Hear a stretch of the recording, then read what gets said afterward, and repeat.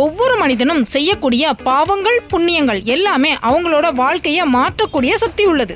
அப்பேற்பட்ட பாவ புண்ணியங்களை அவங்க தெரிஞ்சு செஞ்சாலும் சரி, அவங்களுக்கே தெரியாம செஞ்சாலும் சரி, அதற்கான தண்டனைகளோ இல்லைன்னா வெகுமதிகளோ அவங்களுக்கு கட்டாயம் கிடைக்கும். இந்த மாதிரி தான் ஒருத்தர் அவரையே அறியாம அவர் செஞ்ச புண்ணியம் அவரோட உயிரையே காப்பாத்திடுச்சு. உயிரையே காப்பாற்றக்கூடிய அப்பேற்பட்ட புண்ணியம் எது அப்படிங்கிறத இந்த பதிவுல பார்க்கலாம். வீடியோவை ஸ்கிப் பண்ணாம பாருங்க, எதையும் மிஸ் பண்ணிடாதீங்க. 30 வயசு மதிக்கத்தக்க இளைஞர் ஒருத்தர் தன்னோட திருமணத்துக்கு ஜாதகம் பார்க்கறதுக்காக ஒரு ஜோதிடர்கிட்ட தன்னோட ஜாதக கட்டை எடுத்துட்டு போறாரு. அந்த இளைஞரோ ரொம்பவும் ஏழ்மையான குடும்பத்தை சேர்ந்தவர். அந்த ஜோதிடர் ரொம்பவும் புகழ்பெற்றவர். அதனால சில கிராமங்களை தாண்டி ஜோதிடரை பார்க்கறதுக்காக வராரு அந்த இளைஞர்.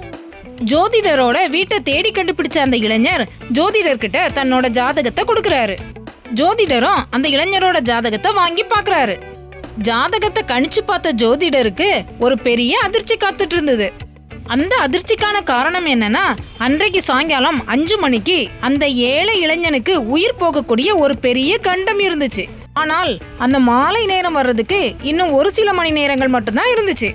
இத பத்தி எப்படி அந்த இளைஞன் கிட்ட சொல்லலாம் அப்படின்னு யோசிச்ச ஜோதிடர், சரி இந்த விஷயத்த இந்த இளைஞன் கிட்ட சொல்ல வேண்டாம் அப்படின்னு முடிவு பண்றாரு. உடனே இளைஞனை பார்த்து ஜோதிடர், தம்பி எனக்கு ஒரு அவசர வேலை இருக்கு, நான் என்னோட வேலை முடிஞ்சதும் நிதானமா உன்னோட ஜாதகத்தை கணிச்சு வைக்கிறேன், நீ உன்னோட ஜாதகத்தை கொடுத்துட்டு போ, நாளைக்கு வந்து வாங்கிக்க அப்படின்னு சொல்றாரு. உடனே அந்த இளைஞருக்கு, ஜோதிடர் என்ன இப்படி சொல்றாரு, நம்ம எத்தனை கிராமங்கள் தாண்டி நடந்து வந்திருக்கோம் அப்படின்னு சொல்லி குழப்பமா இருக்குது. ஜோதிடர் மறுநாள் வர சொன்னதுனால சரின்னு சொல்லி அந்த இடத்த விட்டு கிளம்பிட்டாரு இளைஞன். இங்க நடந்த எல்லா விஷயங்களையும் வீட்டுக்குள்ள இருந்தே கவனிச்சிட்டு இருந்த ஜோதிடர் மனைவி ஜோதிடர் பக்கம் வராங்க. ஜோதிடரை பார்த்து, நீங்க அந்த இளைஞர்கிட்ட பேசினதெல்லாம் நான் கேட்டுக்கிட்டு தான் இருந்தேன், ஜோதிடம் பாக்குறதுக்காக வந்த இளைஞனை எதுக்காக நாளைக்கு வர சொன்னீங்க அப்படின்னு கேக்குறாங்க. உடனே ஜோதிடர் மனைவியை பார்த்து வருத்தமா சொல்றாரு, இப்ப வந்துட்டு போறானே ஒரு இளைஞன், அவனோட ஆயுள் இன்றைக்கு சாயங்காலத்தோட முடிய போகுது. அவனோட ஜாதகத்துல பெரிய கண்டம் இருக்கு, அத அவன்கிட்ட சொல்ல எனக்கு மனசு வரல, அதனாலதான் அவன்கிட்ட நாளைக்கு வான்னு சொல்லி அனுப்பிட்டேன். அவன் உசுரோட இருந்தாதானே நாளைக்கு வர முடியும். அந்த பகவான் இந்த இளைஞனை என்ன பண்ண போறாரோ தெரியல அப்படின்னு ரொம்பவும் கவலையா தன்னோட மனைவி கிட்ட சொல்றாரு ஜோதிடர். இதற்கிடையில ஒவ்வொரு கிராமங்களா தாண்டி அந்த இளைஞன் தன்னோட கிராமத்தை நோக்கி போய்கிட்டு இருக்கான்.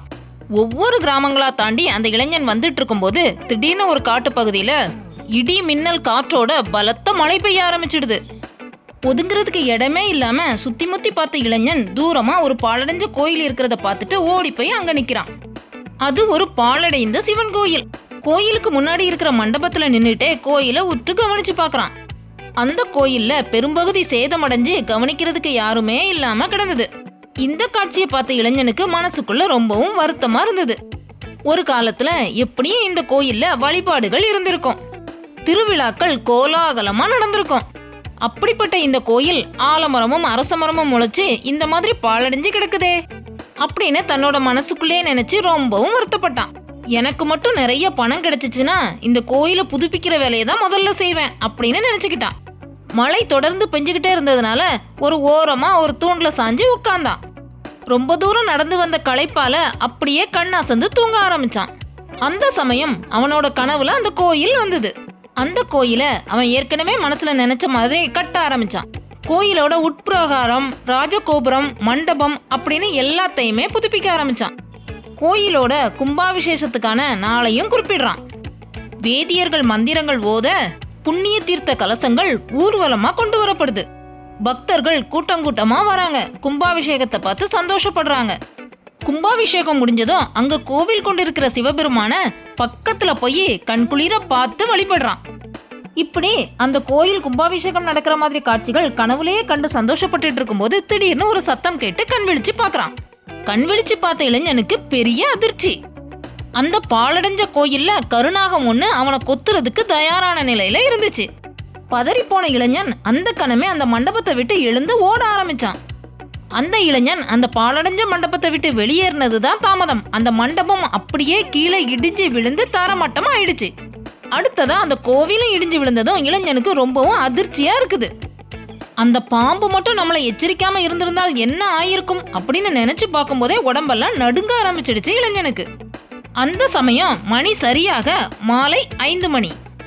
அந்த சமயம் மழையும் விட்டிருந்ததால இளைஞன் நேர தன்னோட வீட்டை நோக்கி நடக்க ஆரம்பிச்சான். அடுத்த நாள் காலையில மறுபடியும் ஜோதிடரை பார்க்க வந்தான் இளைஞன். இளைஞனை பார்த்ததுமே ஜோதிடருக்கு இன்ப அதிர்ச்சி.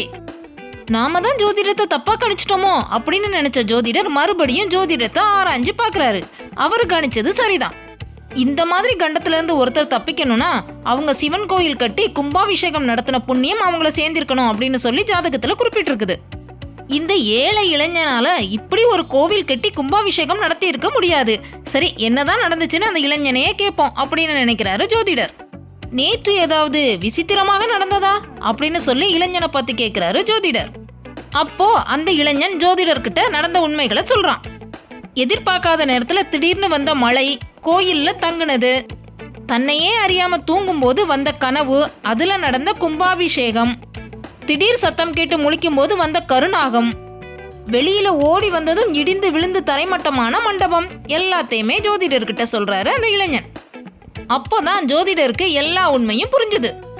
தெய்வ பணி பற்றிய கற்பனையும் கனவும் கூட ஒருத்தருக்கு ஏற்படக்கூடிய கஷ்டங்களையும் துன்பங்களையும் போக்குகிறது அப்படிங்கிறத இந்த கதையை கேட்கக்கூடிய எல்லாருக்குமே உணர்த்துது இந்த கதை. நாம மனதார செய்யக்கூடிய தெய்வ காரியங்கள் அந்த மரணத்தையே தள்ளி போடுது அப்படிங்கிறத இந்த கதை மூலமா தெரிஞ்சுக்க முடியுது. இந்த பதிவு உங்க எல்லாருக்கும் பிடிச்சிருக்கும்னு நம்புறோம். அடுத்ததா ஒரு நல்ல பதிவோடு சந்திக்கிறோம். நன்றி.